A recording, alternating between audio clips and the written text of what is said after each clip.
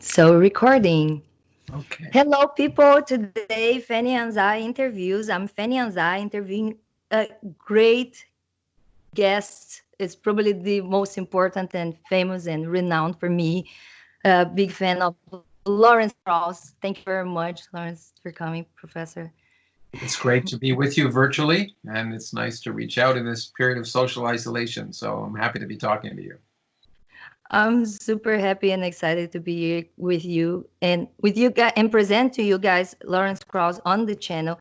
He is an American Canadian theoretical physicist and cosmologist, author of many books and commentator, founder and host of Origins podcast, has been like in making movies and books for us to get more normalized with science and the scientific free thinking mind.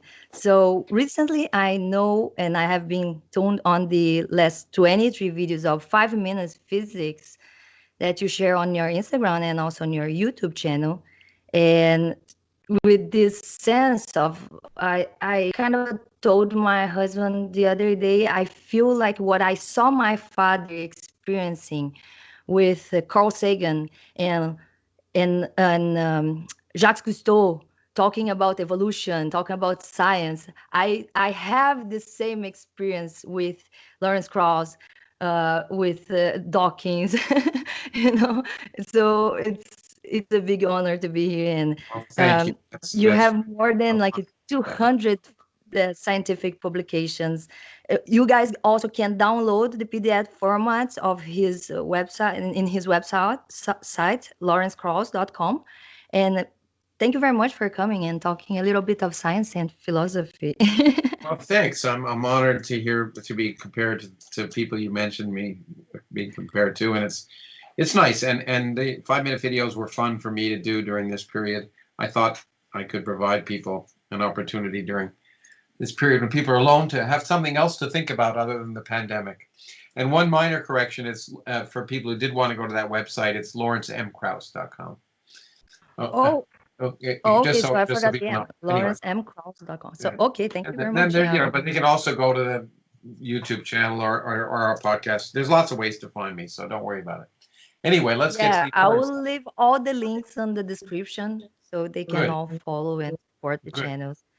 You also have like the in the podcast great interviews, starting with Ricky Gervais that you just upload like 10, 11 videos in the first month, and now I've followed that you have conversations like we're having here with people on your level on talking about very interesting conversation with Rick Gervais, Neil deGrasse Tyson, another person that I dream of one day here to me with me as well, Noam Chomsky and other scientists and philosophers. Uh, I think the most important thing we should be clarifying here that I bring every time I bring an atheist or an activist on science, free speech, and free thinking is to talk about how it's important to make this distinction in between reality and supernatural, and how those fantastic claims or like the meme or virus, and talking a little bit of Dawkins here, that infiltrates the mind and shields to the evidence and scientific thinking thoughts. And so you Yeah, can bring a sure. little bit. I mean, that's you've hit on one of the most important things. The fact that, and the point is, we do, as Fox Mulder said on the X Files, we do want to believe. We're all sort of hardwired to want to believe there's some significance to our existence, and that something is looking after us, and there's purpose to everything. I think those teleological uh, assumptions are kind of evolutionarily built into us, and so we have to work to overcome them because and the reason we need to work to overcome them is not, I don't mind. Actually, my friend Noam Chomsky said he doesn't care what people believe; it's what they do. My problem is that what people believe affects what they do. If people believe in fairy tales, that's their own business. But the belief in fairy tales ultimately impacts on your decision making, and are we all impact on other people, our children. If you're a teacher, or if you go to church, or if you're whatever, and so having these fairy tales govern your life is not just problematic for you, but for the people around you. And when it comes to important issues, you make bad decisions. And so that's my concern about the distinction in reality and superstition. I don't want to burst anyone's bubble. I don't particularly necessarily get great pleasure from telling people they're wrong about something. It wasn't easy to tell my daughter that Santa Claus didn't exist when she got older, and the Easter Bunny. But I think we just have to realize that we're all naturally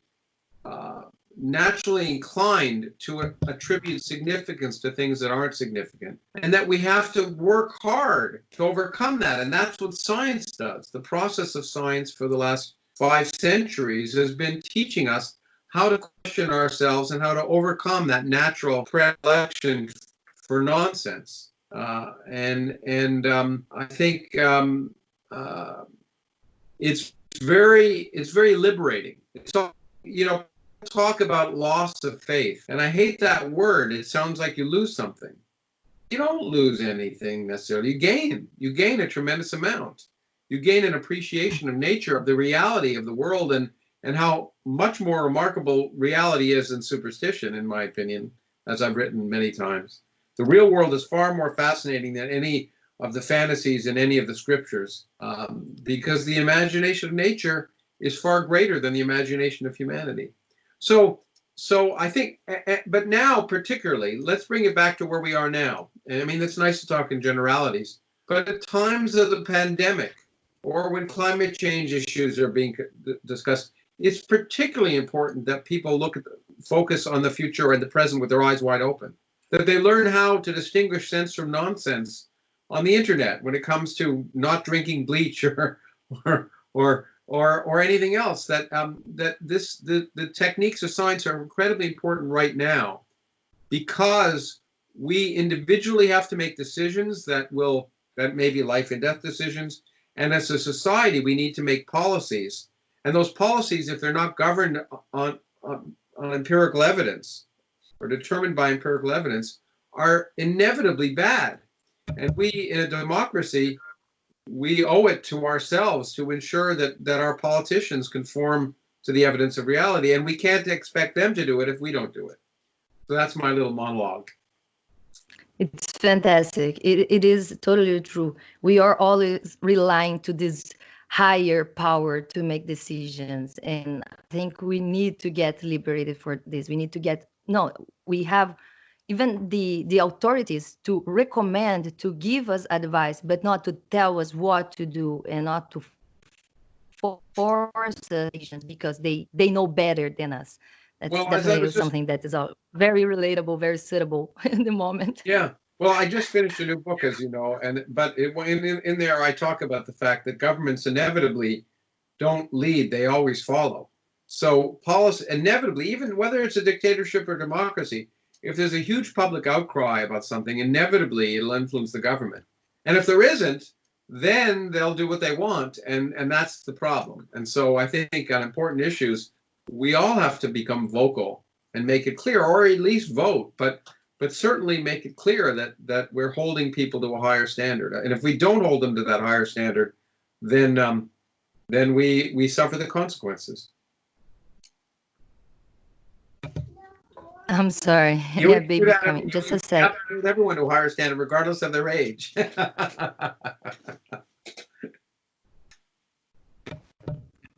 I'm sorry. No worries. So yeah, no. I kind of lost myself with her interruption. Okay. One of the problems that we brought up, bringing the religion and talking about politics, is I think, the main issues of nowadays in Western society still, even if we have constitutions, for example, in Brazil, that previews that we could get a politician were trying to benefit or help more one religion than others. So we have secularism, that a lot of people are used to this term but don't really understand how to apply it properly. And we have recently a lot of problems, I believe, in the United States as well, because we know Trump pledges for specific religious groups. Yeah. As well, in Brazil, we Of have course, it's all Bolsonaro, that is a clear deranged person about its own politics that he is leading, and doesn't respect the own constitution when he says, I'm gonna only govern for or rule only for Christians, and whoever is not Christian can just move out of Brazil. Or says, I'm gonna give this ministry to a very evangelical person because he believes this person has more morals than atheists. And now we have a regressive movement against atheists because people believe, if public figures like those will say atheists don't have God in their hearts, so therefore they don't have morals, it becomes a big fight, and it's a bit on Yeah, it's no, a bit of I mean everything you that's have sort of said. that's one of the very important things, and my friend Richard Dawkins has talked about this a lot, is that we can't allow um, people to the one of the biggest problems of religion, other than fundamentalism, which of course is the extreme version, but even the non-extreme versions, is that they've appropriated morality. That somehow people equate religion and morality, and irreligion and immorality, and that is such a dangerous thing that we really have to fight against that. That um, uh, we have to, first of all, point out how in the sacred books are immoral in their own sense. That um, they're disgusting.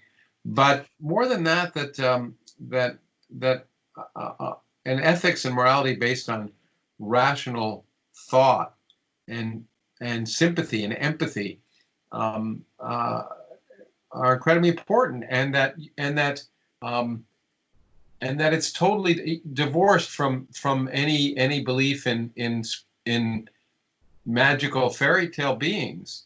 Um, the This has been so evident in England, um, and I've talked about this before. But in England, there was a survey done of, the census was done, and it was discovered that fewer people than ever believed in the church, called themselves Christian. But Richard Dawkins's group interviewed people who filled out the form and called themselves Christian, and asked why did they believe in the various aspects of the Bible, and inevitably they didn't. When asked why did they check Christian, they said, well, I want people to think I'm a good person.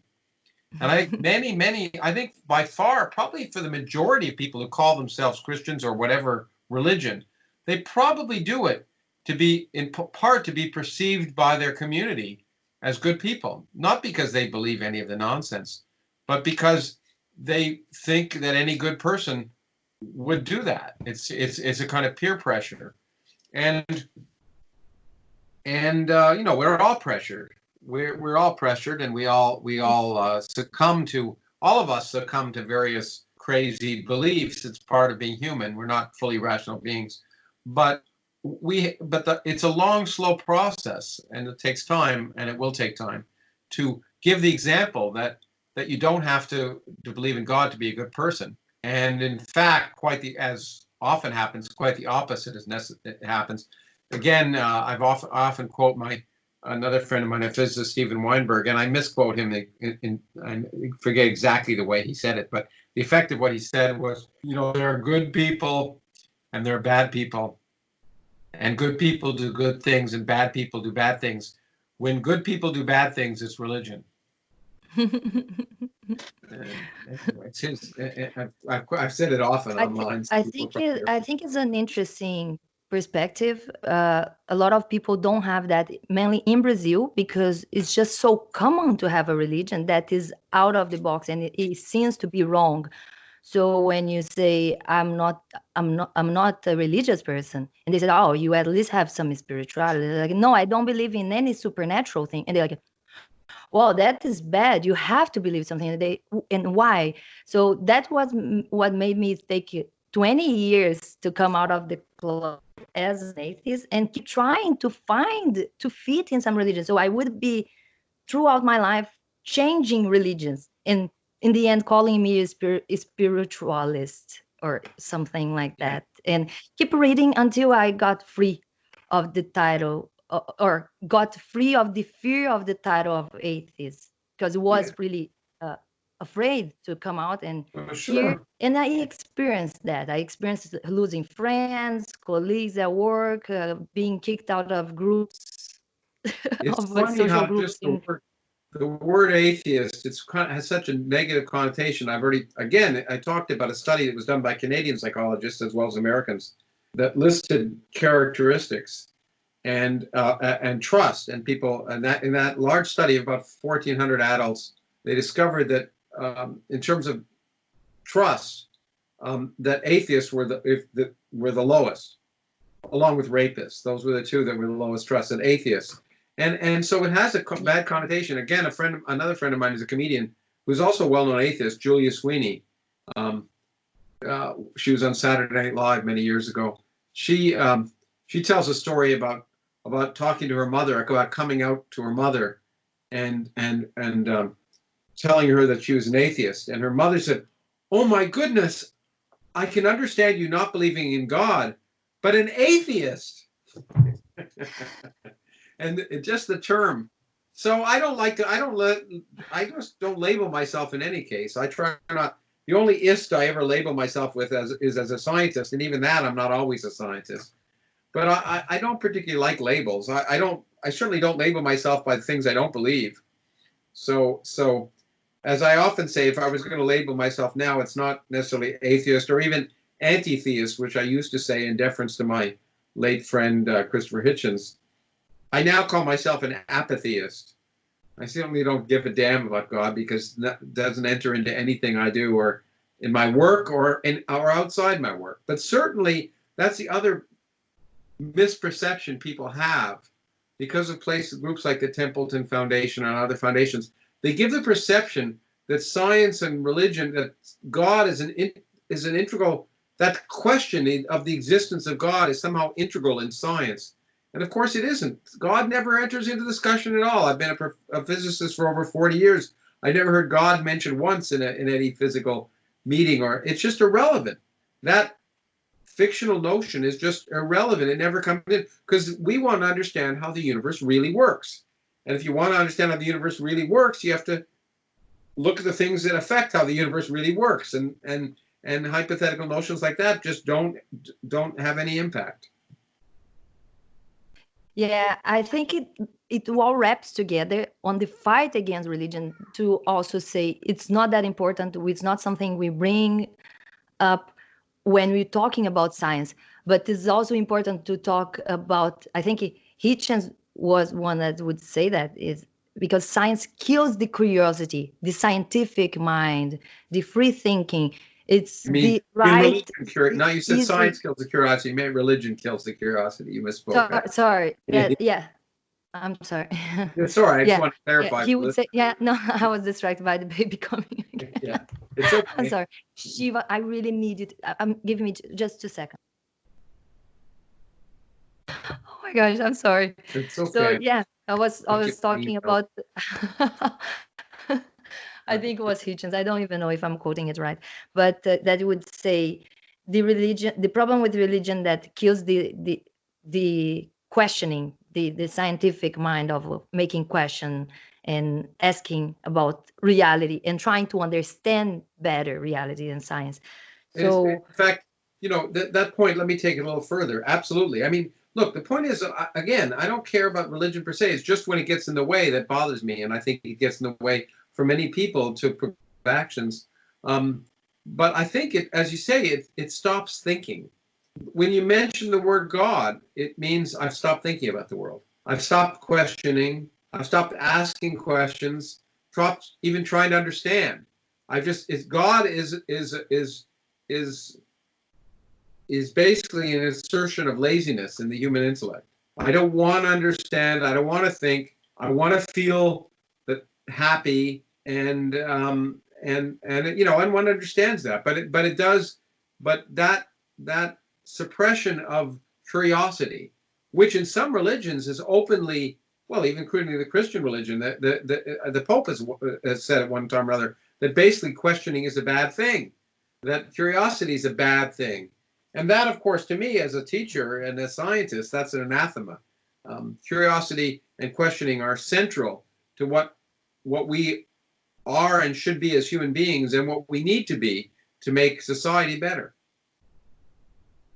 Yeah, I think it made me think back on my own history. That's definitely one of the first steps, because every time or whenever first time I was presented with this idea of like everything, look around, everything is so fantastic, complex, and amazing, that we need the creator to make this. And I was just sitting and watch and listening to this person, whoever was, I don't really record, and thinking like, okay, so we need a much more complex being to create everything. Where was he?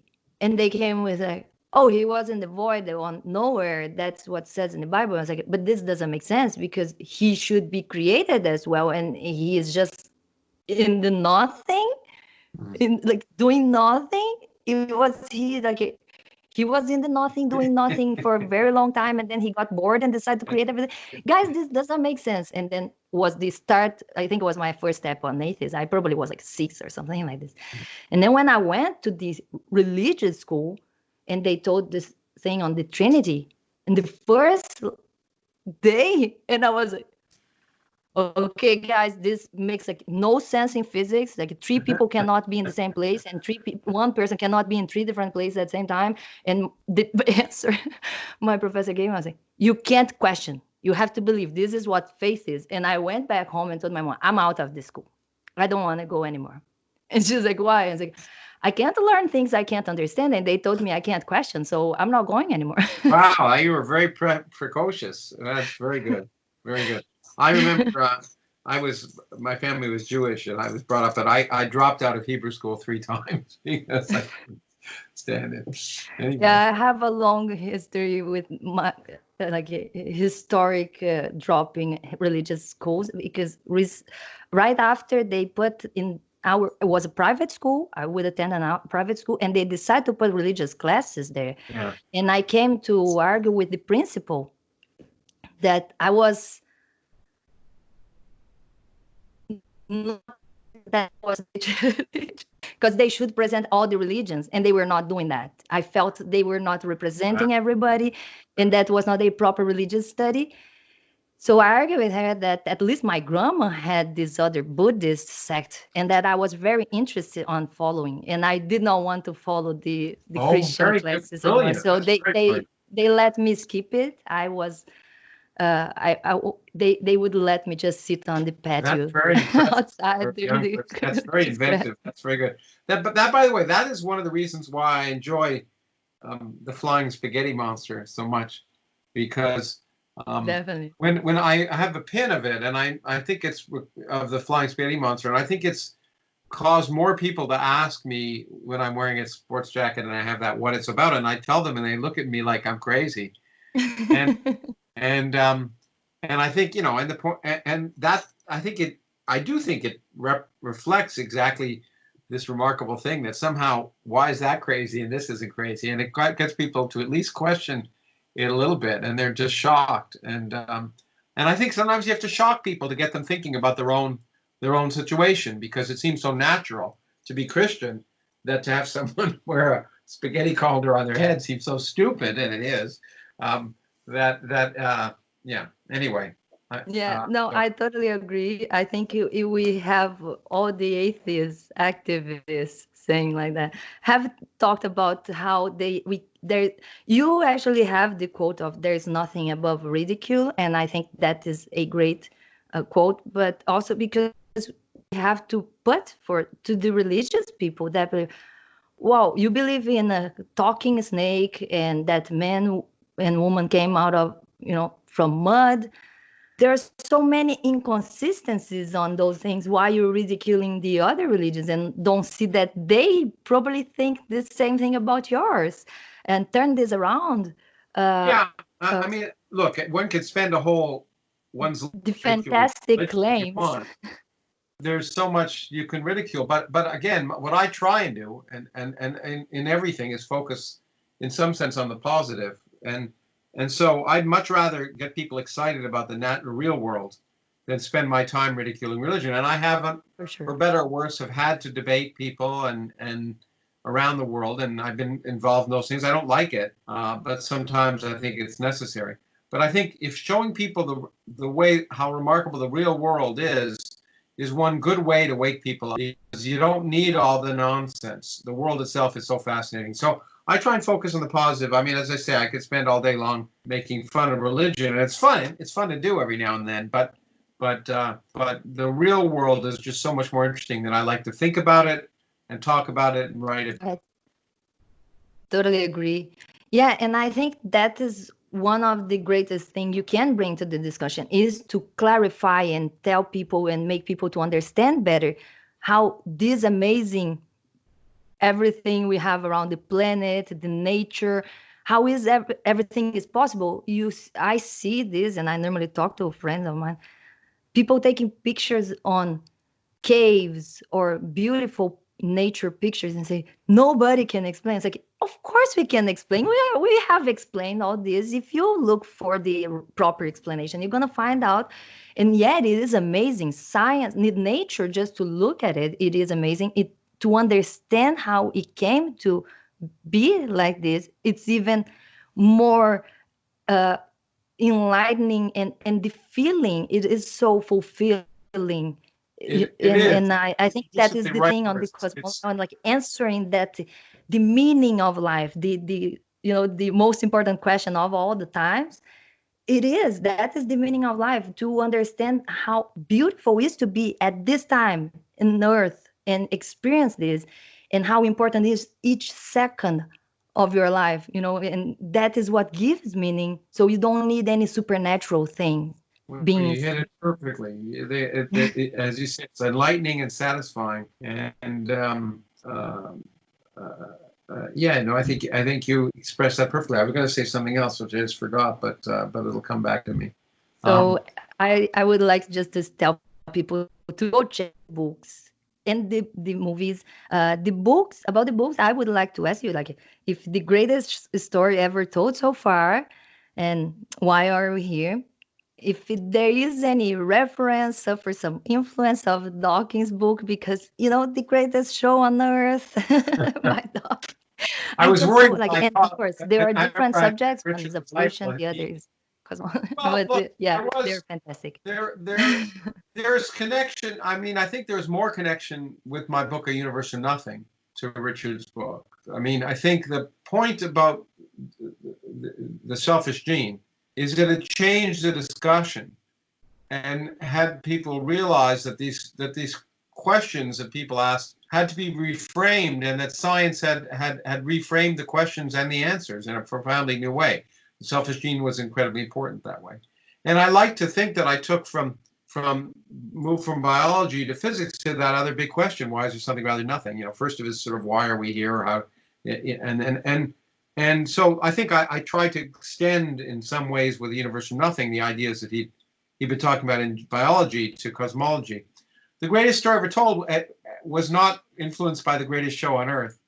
Um, No, it, just the it, title. I yeah, meant. the title's from the Just, movie, and that's why I grew up, and there was the movie about Christianity called The Greatest Story Ever Told. It was about about Jesus and Easter and all that. And I wanted to make fun of that to some extent. I got a lot of some flack for making fun of it in that way. But I know in spirit it was very similar. The greatest show on earth, life. For me, the greatest story ever told so far is the story of science, in particular the story of physics that I could convey. And I think that's why I titled it that way. But the so far is the important point. The most important part of that title was not the greatest story ever told. It's the so far, because the difference between science and religious stories is that science changes the story. The story changes all the time, and we love that because that means we're learning. And that's the key point, is that our story changes. And now I remember what I was going to say in response to what you were saying before. too often people attribute not understanding to God. They say, if you look, we don't understand how this works, therefore it must be God. And that's just, again, laziness. Not understand. I've written this many times, but not understanding is not evidence for God. It's evidence for not understanding. Same way about this recently, there was this, images of unidentified flying objects that the Air Force put out in the United States. And suddenly everyone says, well, it must be aliens. And people write me and say, what are those pictures of? And I say, flying objects. But to jump to the least likely possibility, then I mean it, the least likely possibility that it's aliens is so remarkable that people naturally jump to the laziest and least likely possibility. And similarly, because we don't understand something in science isn't evidence that there's divine things. It means there's more to learn. It should motivate us to work harder. And eventually we hope to understand it. And so not understanding is wonderful. It's something that keeps those of us scientists working every day. When you wake up not understanding something, that's exciting. It means there's hope that you'll understand it later on. And so, yeah, anyway.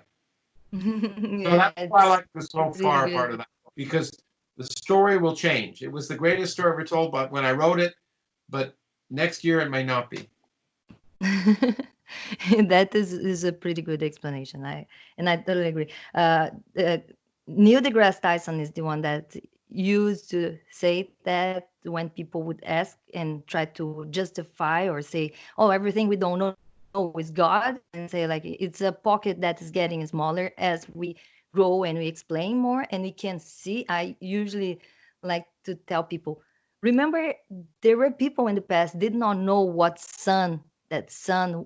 was the sun, and would say it's God. So that is how it's not a God anymore. Now we know it's just another planet. It's just a star. And Everything is gonna be going that way. And even people claim to believe that the religious stuff, when push comes to shove, and most people ultimately turn to science. They don't pray for rain. Well, they may pray for rain, but they'll consult a meteorologist to find out if it's going to rain. They may pray that they don't get sick, but they'll consult a doctor if they do. We hope. And so in there, deep down, even when they express those beliefs, people ultimately realize that while they might like religion, science actually works, and that's the key thing. That's the important thing. Yeah, I think it was Dawkins that would argue about the religion or the God that you follow as well. You can use the pattern to see why we're not all believing in one God, and it's all related to where you were born. Yeah. So one of my arguments that, yeah, sure, I'm open to believe God whenever it comes to having evidence of it. It would be great, would be amazing to find out that God is real. Sure. And since he is so powerful, I'm not so sure it'd be that amazing, but it'd be interesting. No, but if he is what people say he is, it would be amazing because he could actually have come out any time and say, "Hey guys, you can stop fighting and trying to kill each other. I'm just one, and that's who I am." Although Christopher Hitchin would disagree with you. They'd say if he is who they say he is, it's the last person you'd ever want to meet. Or okay. He's a vicious, vindictive, jealous, petty. It would be like, Stephen Fry. Makes Kim Jong-un look like a pet teddy bear. Or George Carlin that says like, if he exists, he's a man. So imperfect. Well, maybe, yeah, I don't know. Well, anyway, it's certainly that's why that's why I've said this. At least the Greek gods would make more sense. I don't have I'd go wherever the evidence took me, and if there was evidence for a divine being, I'd take it. But I certainly, in the back of my mind, would hope that all of those awful stories are not true in any case, because that divinity. And it depends which religion you're in, but generally most of the divinities have their own Well, that's why I used to like the Roman and Greek religions, because their gods were very human, and they recognized it would be more plausible with the reality. Yeah, they were human. They had their same frailties. Than a super powerful, loving God that will allow or not do anything, I just liked all cause so much harm. that is what is not Yeah, their myths were what much doesn't more match interesting than with the the Bible reality, stories. Yeah. or with their reality. Okay, well, I have time for maybe one more thing, I think, if we can. Okay, I don't know. I have so many questions. I would ask if when did you decide to become a professional scientist? Because we all kind of curious and scientific in this art. Well, I sort of stumbled on it in some ways. Neither of my parents had finished high school, and but my mother, I came from a Jewish family, and my mother wanted me to be a doctor and my brother to be a lawyer. My brother to be a lawyer. He became a lawyer, which is unfortunate. And and so my mother, I quickly, when I was a child, wanted to be a doctor very much. And I got interested in science because my mother wanted me to be a doctor. And then I read books by scientists, and that made a big, and books about scientists, and that had a big impact on me. And it wasn't until high school that I discovered that doctors weren't necessarily scientists. And it was a shock for me, and a real shock for my mother, who took many, many years to get over it. Um, and and I think what happened was I read the books by physicists about, and it was the fundamental aspects of the world that intrigued me so much. I started read a book about Galileo when I was very young, and that made a difference. Then I read books by Einstein and Feynman and others, and I think that the sexiness of trying to understand the fundamental nature of reality is what made me want to be a physicist. And of course I did. On the other hand, I wasn't committed necessarily. I liked many other things. I always knew I liked physics at a fundamental level, and of course I had mathematical talent and other things. But I liked history, and I did history when I was younger, and I wasn't sure which way I'd go because I didn't like the fact that the science I was interested in was divorced from humanity in a big way. And so I tried to bridge, for much of my education, both of those humanistic things. I've always been very political. And I eventually managed to find a way to do that. I eventually decided if I was going to do physics, I should go ahead and do it. For a while, I was almost did philosophy, and I'm glad I didn't. But once I decided I'd do it, then I was full-time working on that, and if I wanted to do it well. But I managed, in the end, without really thinking about it, to be able to combine my general interest by my not just my physics, but my writing and my other activities that I've been involved in. So it's worked out okay. I'm not sure there was a plan. But I didn't, even when I went to graduate school to do my PhD in physics, I wasn't sure I would be a physicist. There were no jobs in my field. I learned how to juggle so that if I had to be a juggler, I could do that. I also knew I could drive well, so I felt I could be a taxi driver if I had to do that. And I was fully prepared to do one or the other, and I was very surprised, or I had no expectations of getting a job. And I was pleasantly happy to be able to. I feel very fortunate to have been able to do what I want to do as an academic. And I think, maybe too few academics appreciate the luxury of just being allowed to do what you want and ask the questions you want. At least that's the way it used to be in academia. I'm not sure it's that way anymore, unfortunately. I think political correctness has overcome that in some sense. But I think just the luxury of being able to ask questions and study things you want to do. What could be more fun than that? And so I recognized every day that I was fortunate. Anyway, so it was a long and winding road that began as a doctor, and it wasn't until even when I got my first job at Harvard as a physicist, my mother called my then wife at the time the next day to say he still has time to go to medical school. She was still hoping for the best. Anyway, now she's come around to being happy about it, but it took her a long time. That is an amazing story. And yeah, she should know that you're helping so many more people at the time than just seeing one person, one patient at the time. So it's I great work. No, I do. I can thank you very much. Well, thank you, and thank you for trying to reach more people and working hard during this period of self-isolation and moving beyond your profession. And good luck to you in what you do, and keep speaking out for what the things that you think are important. Okay. That's really nice. Thank you very much. And guys, go check the 5 minutes physics. I really enjoy those videos. Even the videos with math, you ask on the video, and you have that thing, the professor, the simplicity of the talking science and make physics a little bit more normal and reachable by the rest of people. So thank you very much for your time and your work. And guys, go check lawrenceMkrauss.com and his channels, Instagram, Facebook, YouTube. Everything is going to be linked here. Thank you very much for watching. Thank you very much for coming. It was a pleasure. And It was a another. pleasure. Thank you.